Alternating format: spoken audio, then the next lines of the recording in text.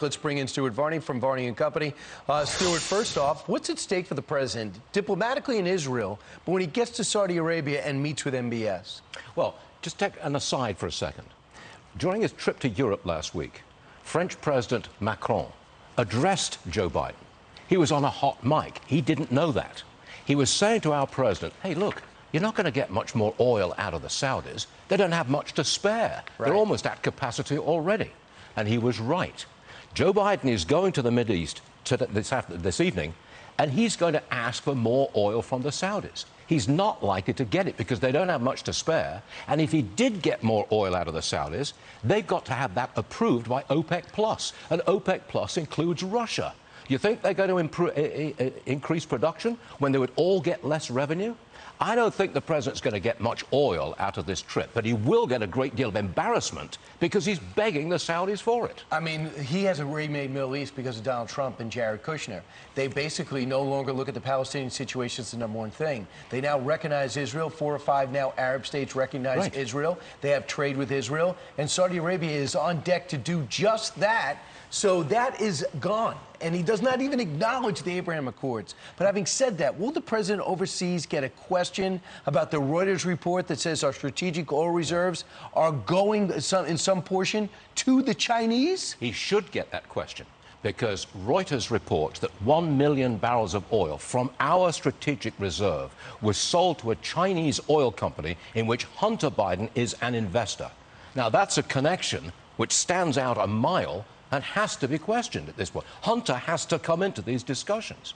On the other hand, I agree with you that if the president can organize Saudi Arabia, Israel, the United States, the Gulf states in a new unified approach to the Iranians, I would call that a diplomatic success. But that would also be a diplomatic switch because the president got into office and said, I want to redo that 2015 deal.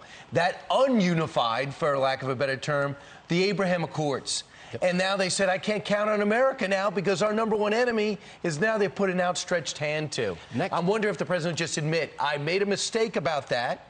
I see the balance has changed in the Middle East. Do you think he's going to turn around and say, I made a mistake? Remember, next month is the 1-year anniversary of the debacle in Afghanistan. We're still living with that. We're still living with the idea that America is not a reliable ally. And that's what Joe Biden takes into that meeting in the Mideast. We're not a reliable ally. True. And we also were not there for Saudi Arabia with all their problems.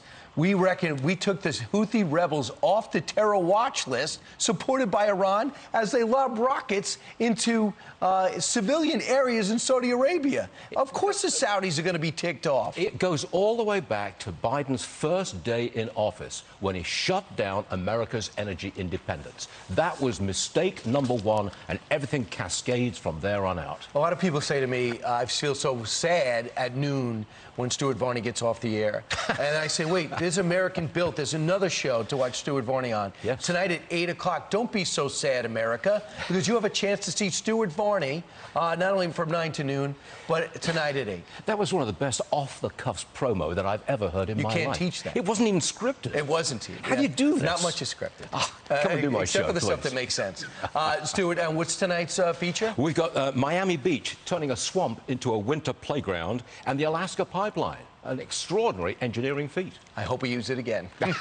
Stuart, thanks so much. Thanks. Hi, everyone. I'm Brian Kilmeade. I want you to do me a favor. I want you to click to subscribe to the Fox News YouTube page. This is the only way that I know for sure that you're not going to miss any great commentary, any great news bites, any great interviews coming your way on Fox. You can get it all here on YouTube. So subscribe right now.